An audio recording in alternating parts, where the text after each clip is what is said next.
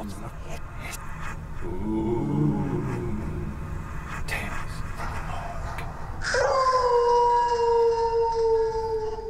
a newsroom, the collection of old notes and stories is called The Morgue. And as we approach Halloween, we're exploring some creepy stories from our own morgue. Yeah, that's our own dog, too, our newsroom dog, who howls in the background.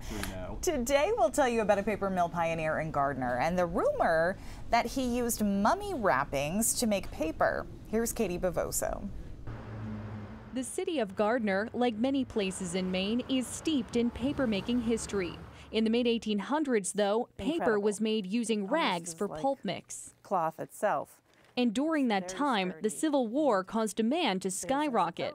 There was a shortage before the war, and then with the war, it was made monumental because there was the demand for news, so more and more people needed the newspapers to stay on top of things. Dawn Thistle, Special Collections Librarian for the Gardner Public Library, is fascinated by this period's history. But many more are fascinated by a local legend connected to it.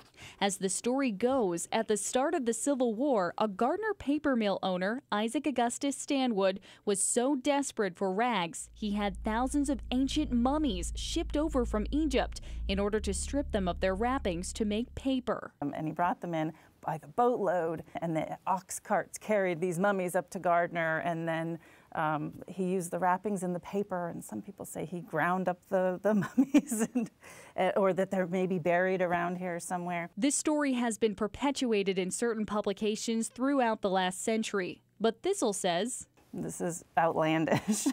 For starters, Stanwood didn't even purchase the mill until late 1865, months after the Civil War ended.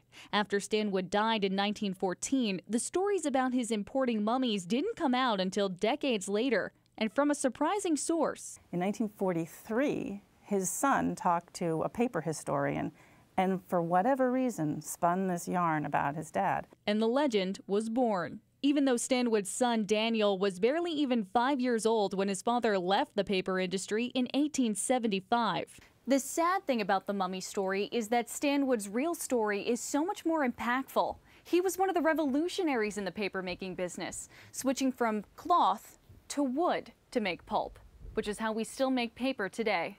But there is some truth to this story.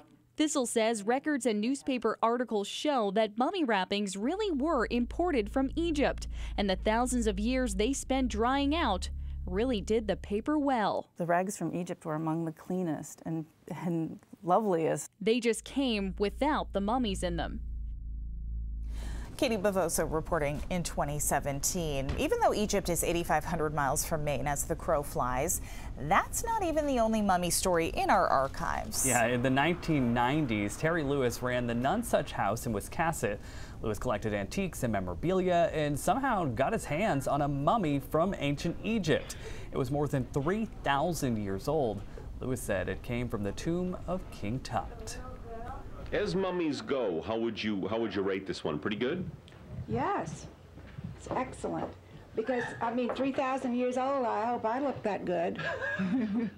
What do you think about this mummy? It is neat. I think it's a part of history, and I think it's great that it's here, and that people who come through the wonderful state of Maine can enjoy stopping by here.